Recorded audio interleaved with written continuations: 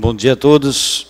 Em nome da presidente da Câmara, Vanderlei, eu saúdo todos os vereadores e agradeço essa oportunidade de usar a tribuna, esse espaço democrático, para explanar um pouquinho sobre o uso do tabaco em nosso município, mas não só no município, como Estado, nação e mundo.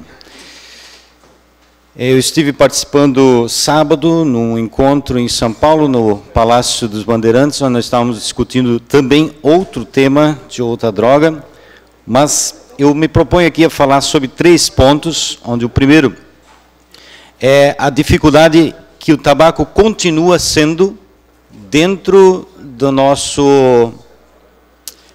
sociedade.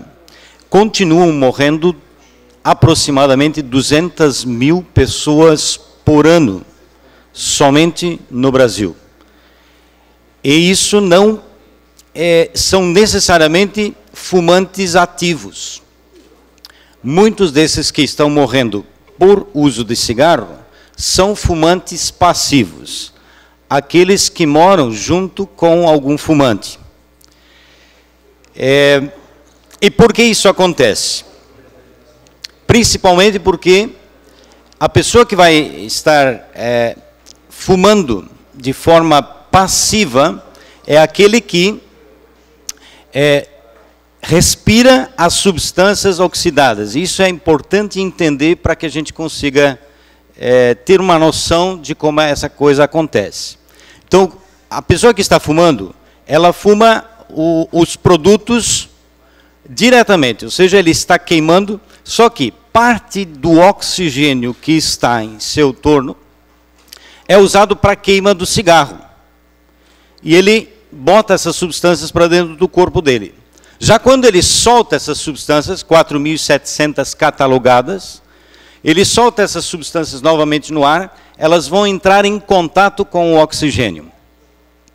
E há ali uma reação química que a gente chama de oxidação dessas substâncias. Substâncias essas que a pessoa que vive junto com esse fumante vai inalar respirando, ou seja, ele está respirando o oxigênio, porém este oxigênio agora, na molécula do oxigênio, essas 4.700 substâncias, que vão entrar diretamente na corrente sanguínea. Então esse é um dos problemas gravíssimos que o cigarro tem causado. Outro detalhe interessante, feito uma estatística pelo IBGE, 533 mil menores de 18 anos fazem uso do tabaco, do cigarro no Brasil. 533 mil, ou seja, uma população maior do que a população de Blumenau tem acesso ao cigarro antes dos 18 anos de idade. Problema gravíssimo. Agora, o segundo ponto da pauta que eu queria trabalhar com os vereadores e com os colegas e também com os que nos assistem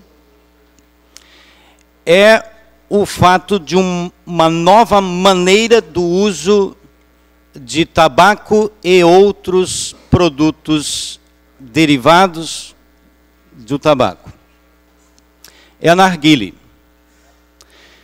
A Cruz Azul, ela aplicou um questionário num colégio de Blumenau. Eu ainda não posso divulgar esse colégio, não me deram ainda autorização, mas nós aplicamos um questionário em 1.329 alunos do ensino médio de um dos colégios de Blumenau. E uma das perguntas foi: quem já fez uso do narguilé? Narguilé é aquele aparelho colorido, exótico, que está sendo vendido em vários espaços de Blumenau. E a surpresa do questionário é que foi apontado que 48% daqueles adolescentes, ou seja, menores de 18 anos, já tinham feito uso do narguilé. 48%. Quase 50%, quase a metade desse colégio, 1.329 alunos, já fez uso do narguilé. Narguilé que tem um agravante. Pensa-se de forma errada, ou seja, um mito de que por ter um recipiente com água, que as substâncias fossem filtradas pela água. O que é um grande mito, por quê? Porque a água, nós sabemos que a composição da água é H2O. Há pouco eu explicava por que o fumante passivo tem maior chance de ter algum tipo de doença do que o fumante ativo. Porque ele respira as substâncias oxidadas, ou seja, que tiveram contato com oxigênio. Quando a pessoa está fumando narguilé, ela faz essas substâncias passar pela água, ou seja, pelo contato com a molécula de oxigênio.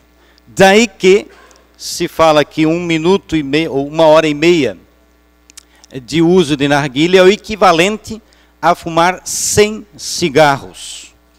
A explicação científica disso é porque nós fumamos, ou a pessoa que fuma essas substâncias oxidadas. Uma outra questão que eu queria levantar e que penso que é importante ser questionado, e é uma forma também de provocar a Câmara de Vereadores, é que nós temos na nossa cidade inúmeros pontos de venda de narguilé. E muitos desses pontos de venda estão nos corredores dos shopping centers da nossa cidade. Com a nova lei, que foi sancionada pela presidenta Dilma e foi publicada no Diário Oficial dia 2 de junho desse ano, e que deve entrar em vigor em 180 dias, ou seja, dia 2 de dezembro, fica restrito o espaço para venda de produtos, onde também está incluído a narguilé. Penso que nós deveríamos trabalhar como município, junto com promotoria, Câmara de Vereadores, associações que trabalham com a dependência química e também com o Conselho da Saúde, estratégias para que esses espaços sejam intimidados, para que não fiquem expostos de tal forma como hoje são expostos. O terceiro ponto, e com isso eu termino, e que também tem a ver com o uso de algo fumado, e que na lei está registrado da seguinte forma, no artigo 3, é proibido o uso de cigarros, cigarrilhas, charutos, cachimbos, narguilés ou outros produtos fumígenos derivados ou não do tabaco em recintos coletivos e fechados. Eu estava sábado no Palácio dos Bandeirantes de São Paulo discutindo exatamente sobre a liberação do uso da maconha.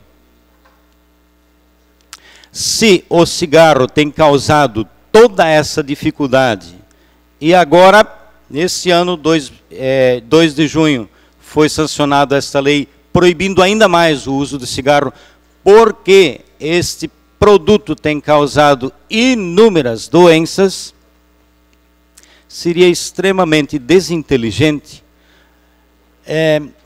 legalizar mais uma droga. As drogas que mais matam em todo o mundo, em primeiro lugar o álcool, em segundo lugar o tabaco. Nós temos apenas 8% da população brasileira ainda fumante. E 2% da população brasileira é usuária de maconha. Seria bastante desinteligente liberar mais um produto à legalidade, e que com certeza vai trazer, isso não é eu que digo, mas evidências científicas apontam que o uso de maconha tem exatamente o mesmo risco de causar câncer como também o cigarro. Geralmente me pergunto, mas Marciano, ele não é medicinal? E eu faço uma pergunta que é uma pergunta provocativa. Qual o remédio que vocês conhecem, que vocês já ouviram falar, que é fumado? É lógico que na maconha existem componentes medicinais, canabinoides, e que devem e podem ser extraídos para deles ser feito fármacos. Mas isto não justifica tocar fogo, desculpem a ironia, mas tocar fogo na planta e querer de alguma forma justificar que isto é medicina. Muito obrigado por esse espaço e fico à disposição para eventual perguntas ou dúvidas.